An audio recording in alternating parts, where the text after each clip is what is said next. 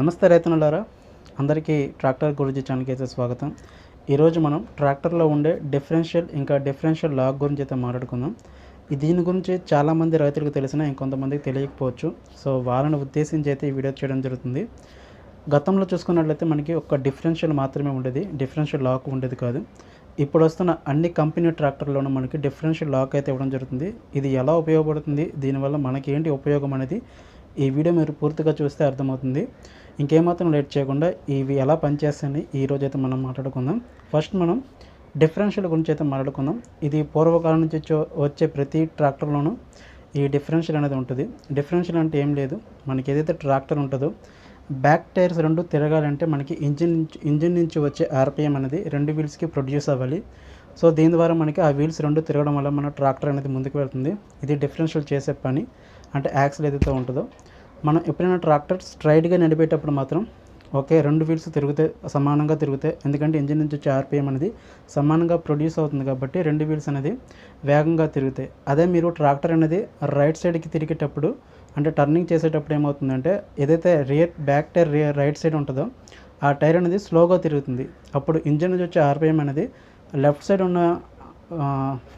Side ఉన్న tyre మీద ఎక్కువ ఆర్పిఎం వెళ్ళడం వల్ల ఆ వీల్ కొద్దిగా స్పీడ్గా తిరుగుతుంది. మనకి రైట్ సైడ్ తిరిగేటప్పుడు మనకి రైట్ సైడ్ వీల్ తిరగాలి కదని మీరు అనొచ్చు, కానీ రైట్ సైడ్ టర్నింగ్ అయ్యేటప్పుడు రైట్ సైడ్ వీల్ అనేది తక్కువ తిరుగుతుంది, లెఫ్ట్ సైడ్ వీల్ అనేది ఎక్కువ తిరుగుతుంది. అదే మీరు లెఫ్ట్ సైడ్ కట్ చేసేటప్పుడు, టర్నింగ్ చేసేటప్పుడు ట్రాక్టర్ అనేది లెఫ్ట్ సైడ్ వీల్ అనేది తక్కువ తిరుగుతుంది, రైట్ సైడ్ వీల్ అనేది ఎక్కువ తిరుగుతుంది. ఇది డిఫరెన్షియల్ చేసే పని అన్నమాట. ఇంకొక మనకి ఇందులో ప్రాబ్లం ఏంటంటే, గతంలో చూసుకున్నట్లయితే ఈ డిఫరెన్షియల్ అనేది ఉండడం వల్ల మనకి బండి అయితే బాగానే ఉంటుంది, కానీ ఏదైతే పొలం పనులు చేసేటప్పుడు కానీ లేదా ట్రాలీలో లోడ్ ఎక్కువ వేసుకుని మనం ట్రావెల్ చేసేటప్పుడు కానీ కొన్ని సందర్భాల్లో మాత్రం మనకి బురదలో పనిచేస్తూ ఉంటాం. అటువంటప్పుడు మీరు అందరూ చూసే ఉంటారు, మనకు ఒక టైర్ అనేది భూమిలో కూరుకుపోతుంది, అంటే బురదలో చిక్కుకుంటుంది. ఇంకొక టైర్ అనేది మనకి సేఫ్ ప్లేస్లో ఉంటుంది, అంటే బ్యాక్ టైర్. అప్పుడు మనం ఇంజిన్ ఎంత రేస్ చేసినా సరే ఇంజిన్ నుంచి వచ్చే ఆర్పిఎం అనేది ఈ బురదలో చిక్కుకున్న టైర్కి అయితే వెళ్ళదు.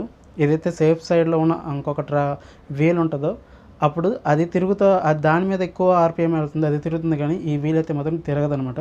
అప్పుడు మనకి ట్రాక్టర్ ఎంతసేపు మనం ఆర్పిఎం పెంచి ఇంజిన్ స్పీడ్ పెంచినా ట్రాక్టర్ అనేది ముందుకెళ్ళే ఛాన్స్ ఉండదు. సో ఇటువంటి ప్రాబ్లం అనేది ఎక్కువగా రైతులు ఇబ్బంది పడుతున్నారు, అలాగే ట్రాక్టర్ యూజ్ చేసే వాళ్ళు ఇబ్బంది పడుతున్నారని కంపెనీ వాళ్ళు ఏం చేశారంటే, అంటే ఇప్పుడు వస్తున్న ప్రతి ట్రాక్టర్లోనూ ఈ సమస్యను అనేది ఎలాగైనా సాల్వ్ చేయాలని చెప్పి డిఫరెన్షియల్ లాక్ అనేది తీసుకురావడం జరిగింది.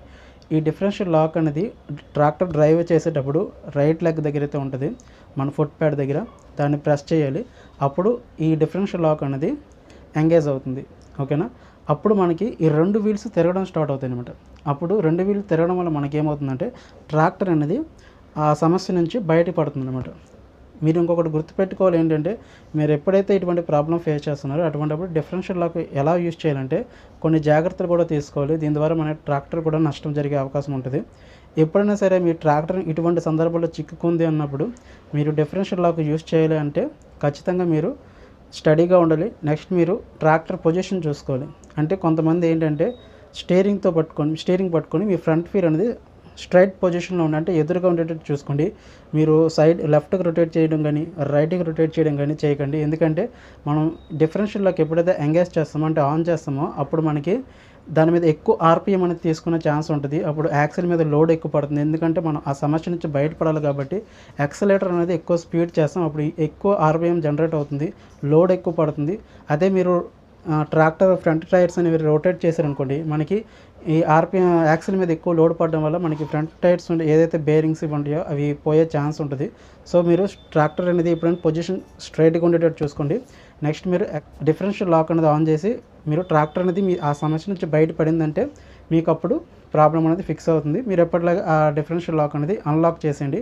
ఎప్పటిలాగా మీరు ట్రాక్టర్ అనేది డ్రైవ్ చేయొచ్చు. సో ఈ సమస్య నుంచి బయటపడాలని చెప్పి చాలామంది రైతులు ఇబ్బంది పడుతున్నారని ఉద్దేశించి ఇప్పుడు వస్తున్న అన్ని కంపెనీల్లో మనకి డిఫరెన్షియల్ లాక్ అయితే ఇవ్వడం జరుగుతుంది. దీని ద్వారా మనకి ఇది ఉపయోగం అనమాట.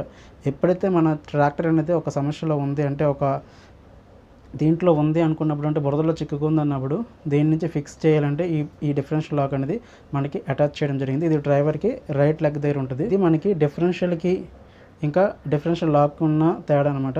సో డిఫరెన్షియల్ లాక్ ఉండడం వల్ల మనకి మెయిన్ ప్లస్ పాయింట్ అంటే మన ట్రాక్టర్ ఎప్పుడైనా బురదలో చిక్కుకుంటే దాన్ని ఈజీగా 2 వీల్స్కి సమానమైన ఆర్పిఎం తీసుకురాగలదే డిఫరెన్షియల్ లాక్ అనమాట. ఇది ఎంగేజ్ అవుతుంది కాబట్టి 2 వీల్కి ఇంజిన్ నుంచి వచ్చే పవర్ అనేది ప్రొడ్యూస్ అవుతుంది. 2 వీల్స్ మీద ఎక్కువ ప్రెజర్ పడడం వల్ల మనకి ఆ ట్రాక్టర్ అనేది ఆ సమస్య నుంచి బయటపడుతుంది. ఇది ఫ్రెండ్స్ మనకి డిఫరెన్షియల్ లాక్ ఉన్న అడ్వాంటేజ్ అనమాట. ఓకేనా, ఈ వీడియో మీకు నచ్చింది అనుకుంటున్నాను. నచ్చితే లైక్ చేయండి. అలాగే ఇలాంటి మరిన్ని ఇన్ఫర్మేటివ్ వీడియోస్ కావాలనుకుంటే మన ట్రాక్టర్ గురించి ఛానల్ సబ్స్క్రైబ్ చేసుకుని బెల్ బటన్ అనేది ఆల్ ప్రెస్ చేయండి. అలాగే ఇంకొక విషయం ఏంటంటే, మీ దగ్గర ఏమైనా సెకండ్ హ్యాండ్ ట్రాక్టర్స్ అనేవి మన ఛానల్లో పబ్లిష్ చేయాలనుకుంటే మన వాట్సాప్ నెంబర్కి అయితే సెండ్ చేయండి. నేనైతే పబ్లిష్ చేయడానికి ట్రై చేస్తాను. మీరు ఏంటంటే ఫొటోస్ కాకుండా వీడియోస్ రూపంలో అయితే తీయండి. మీ ట్రాక్టర్ ఒకళ్ళు సేల్ చేయాలంటే అప్పుడే మనకు ఎవరైతే వ్యూవర్స్ చూస్తారో వాళ్ళైతే అండర్స్టాండింగ్ అయితే వస్తారు. వాళ్ళు ఓవరాల్గా పిక్చర్స్తో వాళ్ళకైతే కన్ఫర్మ్ చేసుకోలేరు. జస్ట్ మీరు వీడియో ఏదైనా తీసి పంపిస్తే వాళ్ళు చూసి మీరు ఒకళ్ళు అమ్మాలనుకుంటే మిమ్మల్ని కాంటాక్ట్ అవుతారు అనమాట. సో ఇది ఫ్రెండ్స్ ఇవాళ వీడియో మీకు నచ్చితే లైక్ చేయండి. అలాగే మొదటిసారి ఎవరైనా మన ఛానల్ చూస్తున్నట్లయితే సబ్స్క్రైబ్ చేసుకోండి. జై హింద్.